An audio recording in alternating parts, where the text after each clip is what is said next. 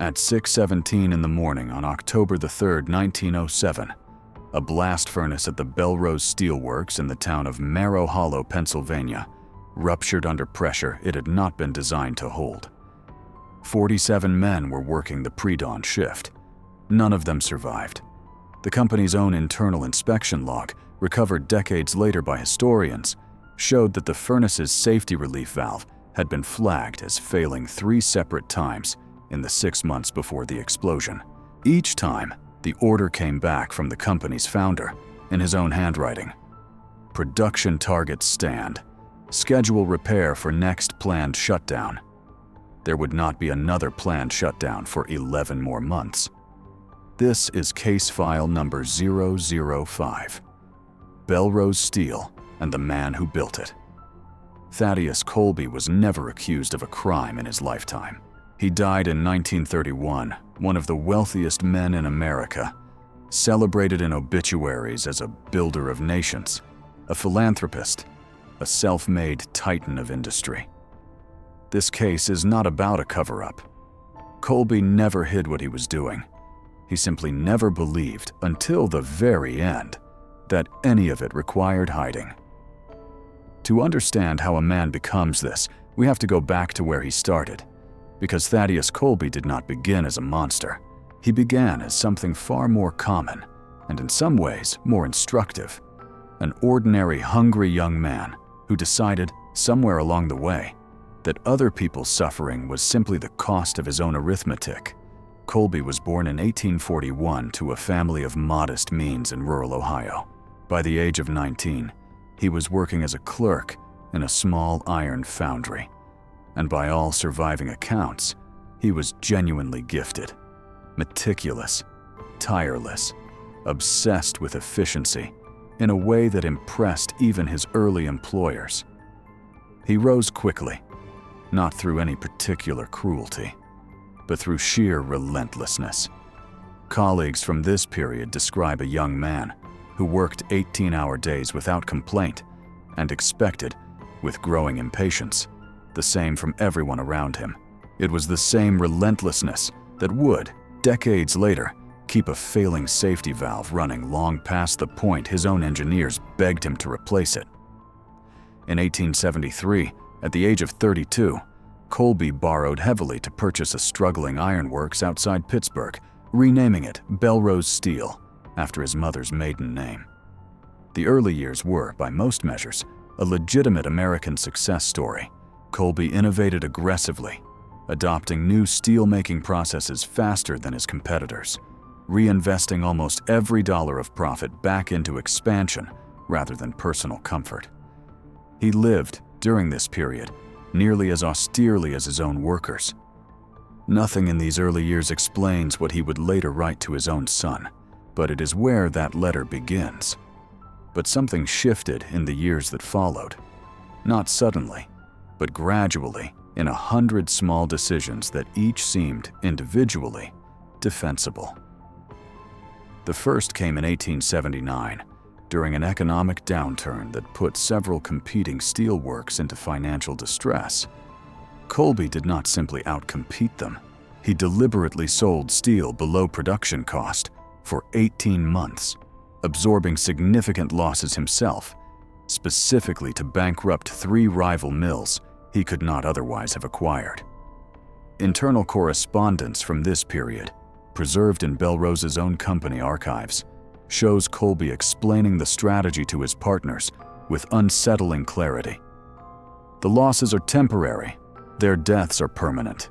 This is not competition, this is arithmetic. Once his competitors collapsed, Colby purchased their mills, their equipment, and effectively their workforces at a fraction of prior value. By 1885, Bellrose Steel controlled nearly 40% of structural steel production in the eastern United States. And with that scale came something Colby had not initially sought, but came to embrace with total conviction.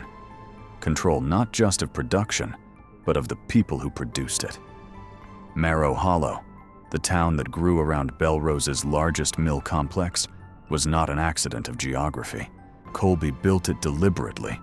Company-owned housing, a company store that was, for years, the only source of goods within 11 miles. Wages paid partly in company scrip that could only be spent at that same store. Workers who fell behind on rent, calculated against wages that Colby's own ledgers show were set with rent obligations specifically in mind, found themselves in a form of debt that made leaving the company nearly impossible. This was not concealed. It was described openly and without apparent self-awareness in Bellrose's own annual reports to shareholders as a stabilized and reliable labor ecosystem. When workers at Marrow Hollow attempted to organize in 1891, seeking modest wage increases and, above all, safety improvements. Following 2 prior furnace accidents that had killed a combined 11 men, Colby's response was immediate and overwhelming. He hired a private security force, several hundred armed men from an agency that specialized in strikebreaking, and had them stationed at the mill's perimeter within days. The strike lasted 6 weeks. It ended after an armed confrontation at the mill gates left 4 striking workers dead and dozens more wounded. No security personnel were charged. Colby, in a statement to a sympathetic regional newspaper at the time, described the confrontation as a regrettable but necessary defense of property against agitation. What makes Colby's case genuinely difficult to categorize as simple villainy is what happened next. He was, by the standards of his era, not punished. He was celebrated. Wages at Bellrose remained essentially unchanged for the following decade. Safety conditions improved only marginally, and only when improvements happened to align with production efficiency. And Colby, meanwhile, began building one of the great philanthropic reputations of the age, funding libraries, hospitals, and universities across 3 states. His name eventually attached to more public buildings than any other industrialist of his generation. This is not a coincidence, and it is not hypocrisy in the simple sense. Historians who have studied Colby's private correspondence describe something more unsettling.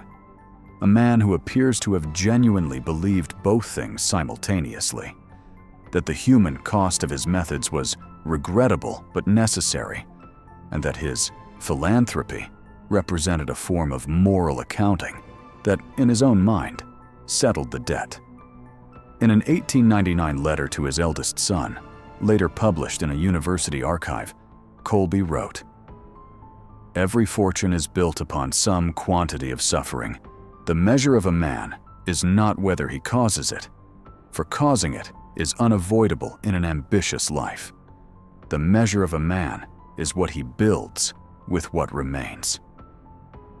The furnace explosion that opens this case in 1907 wasn't an isolated failure. It was the 4th major industrial accident at Bellrose facilities in 15 years, and it followed a documented pattern. Warnings from engineers, cost calculations weighing repair against production loss, and Colby's own repeated decision, in his own hand, to defer maintenance until it was financially convenient. 47 men died in an explosion that Bellrose's own chief engineer had explicitly warned, 7 weeks earlier, was a near-certainty absent immediate valve replacement. There was no criminal investigation. Pennsylvania, in 1907, had no meaningful industrial safety regulation, with teeth sufficient to prosecute a company for deferred maintenance, however documented the warnings. A state labor commission issued a report the following year mildly criticizing insufficient attention to preventive maintenance across the steel industry broadly, naming no company specifically.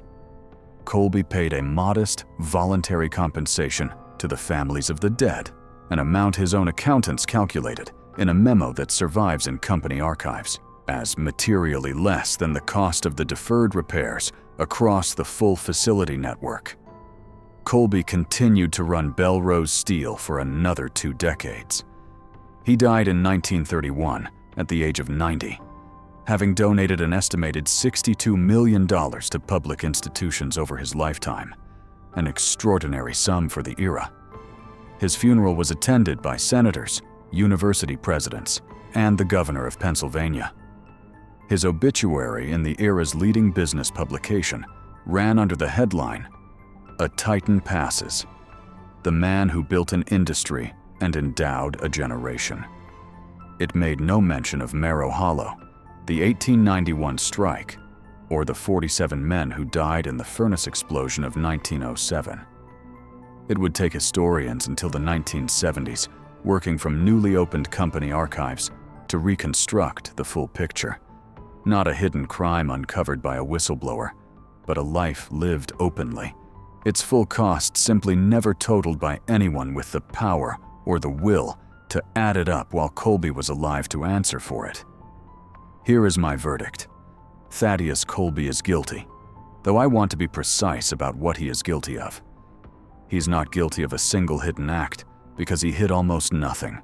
He is guilty of building, deliberately and with full awareness, a system in which his own ambition was structurally permitted to convert other people's lives into an acceptable cost of doing business, and of believing, apparently sincerely, that a library built afterward could balance a ledger with 47 names on the debit side.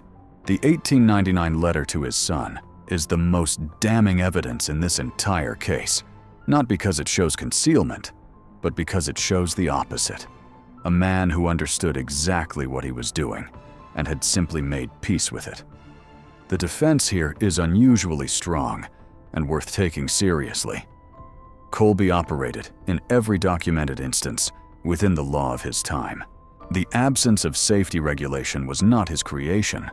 It was the era's failure, shared by an entire industry and tolerated by the governments that could have changed it. Judging a 19th century industrialist by 21st century labor and safety standards risks a kind of moral anachronism, applying rules that did not exist to condemn a man for not following them. And his philanthropy, whatever its motivations, built institutions that have outlasted him by a century and benefited people who never worked in his mills. But the letter to his son closes that gap, the same way documented warnings close it in every other case this tribunal has heard. Colby did not merely fail to know better. He explicitly articulated in writing a philosophy that treated human suffering as an acceptable input to his own success, and then had 30 more years to act differently and chose not to. Legal permission is not the same as moral accounting. When a man tells you plainly what he believes, the honest response is to believe him.